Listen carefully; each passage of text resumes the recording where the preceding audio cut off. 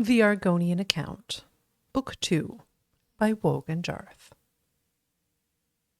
Decumus Scotti emerged from the dirt and reeds, exhausted from running, his face and arms sheathed in red flesh flies. Looking back towards Cyrodiil, he saw the bridge disappear beneath the thick black river, and he knew he was not getting back until the tide went down in a few days' time. The river also held in its adhesive depths his files on the Black Marsh account. He would have to rely on his memory for his contacts in Gideon. Malik was purposefully striding through the reeds ahead. Flailing ineffectually at the flesh flies, Scotti hurried after him.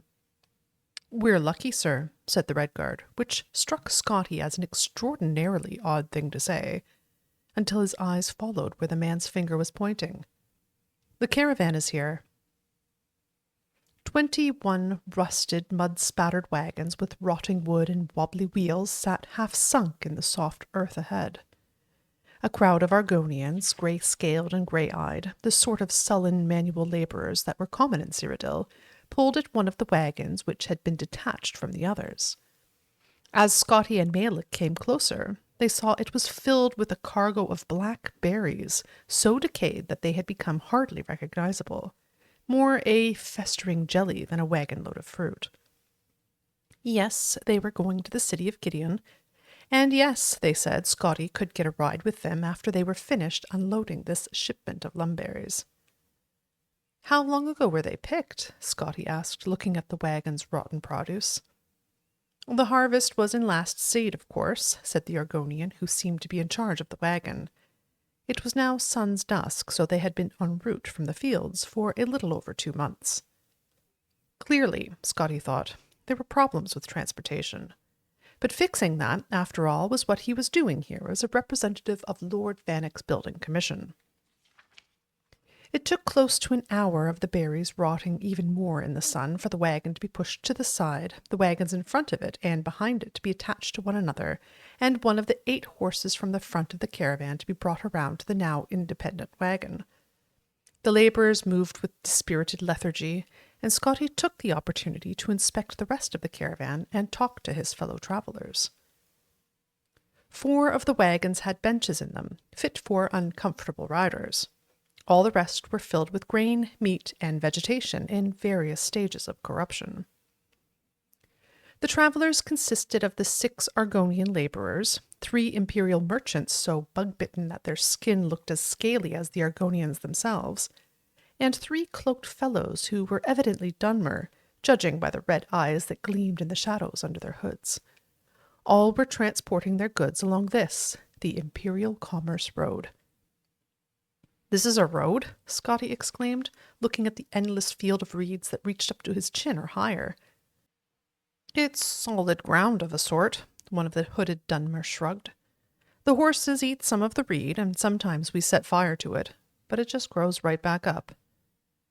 Finally, the wagon master signaled that the caravan was ready to go, and Scotti took a seat in the 3rd wagon with the other Imperials. He looked around, but Malik was not on board. "I agreed to get you to Black Marsh and take you back out," said the Redguard, who had plumped down a rock in the sea of reeds and was munching on a hairy carrot. "I'll be here when you get back." Scotti frowned, and not only because Malik had dropped the deferential title Sir while addressing him. Now he truly knew no one in Black Marsh, but the caravan slowly grinded and bumped forward, so there was no time to argue. A noxious wind blew across the Commerce Road, casting patterns in the endless, featureless expanse of reeds.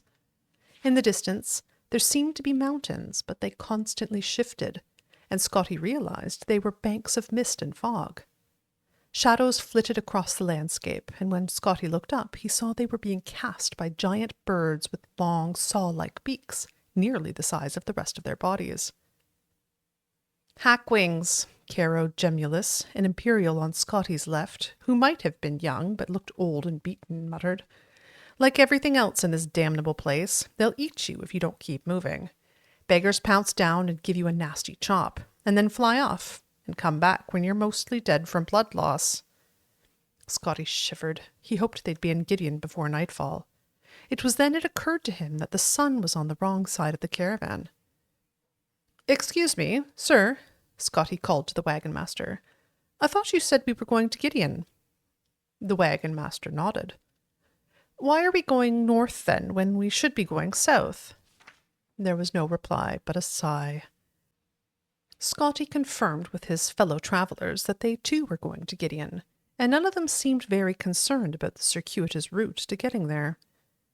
The seats were hard on his middle-aged back and buttocks, but the bumping rhythm of the caravan and the hypnotic waving reeds gradually had an effect on him, and Scotti drifted off to sleep.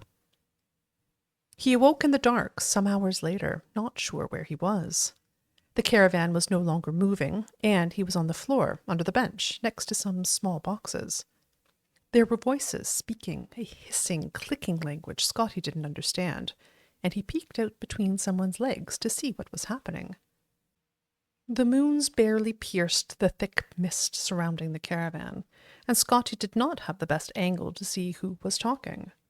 For a moment it looked like the grey wagon master was talking to himself, but the darkness had movement and moisture, in fact, glistening scales. It was hard to tell how many of these things there were, but they were big, black, and the more Scotti looked at them, the more details he could see. When one particular detail emerged, huge mouths filled with dripping needle-like fangs, Scotti slipped back under the bench. Their black little eyes had not fallen on him yet. The legs in front of Scotti moved and then began to thrash as their owner was grabbed and pulled out of the wagon. Scotti crouched further back, getting behind the little boxes. He didn't know much about concealment, but had some experience with shields. He knew that having something, anything, in between you and bad things was always good. A few seconds after the legs had disappeared from sight, there was a horrible scream. And then a second, and a third. Different timbres, different accents, but the same inarticulate message. Terror and pain, horrible pain. Scotti remembered a long-forgotten prayer to the god Stendar and whispered it to himself. Then there was silence. Ghastly silence that lasted only a few minutes, but which seemed like hours, years. And then the carriage started rolling forward again. Scotti cautiously crawled out from under the carriage. Caro Gemulus gave him a bemused grin. "There you are," he said. "I thought the Nagas took you." "Nagas? Nasty characters," Gemulus said, frowning. "Puff adders with legs and arms 7 feet tall, 8 when they're mad. Come from the inner swamp, and they don't like it here much, so they're particularly peevish. You're the kind of posh imperial they're looking for." Scotti had never in his life thought of himself as posh. His mud and flesh-fly bespeckled clothing seemed eminently middle class at best to him. What would they want me for? To rob, of course, the Imperial smiled. And to kill. You didn't notice what happened to the others? The Imperial frowned as if struck by a thought. You didn't sample from those boxes down below, did you? Like the sugar, do you? Gods no, Scotti grimaced. The Imperial nodded, relieved. You just seem a little slow. First time to Blackmarsh, I gather. Oh, hey-ho, hist-piss. Scotti was just about to ask Gemulus what that vulgar term meant when the rain began. It was an inferno of foul-smelling yellow-brown rain that washed over the caravan, accompanied by the growl of thunder in the distance. Gemulus worked to pull the roof up over the wagon, glaring at Scotti until he helped with the laborious process. He shuddered, not only from the cold damp, but from contemplation of the disgusting precipitation pouring down on the already nasty produce in the uncovered wagon. We'll be dry soon enough, Gemulus smiled, pointing out into the fog. Scotti had never been to Gideon, but he knew what to expect. A large settlement more or less laid out like an imperial city, with more or less imperial-style architecture, and all the imperial comforts and traditions, more or less. The jumble of huts half sunk in mud was decidedly less. "Where are we?" asked Scotti, bewildered.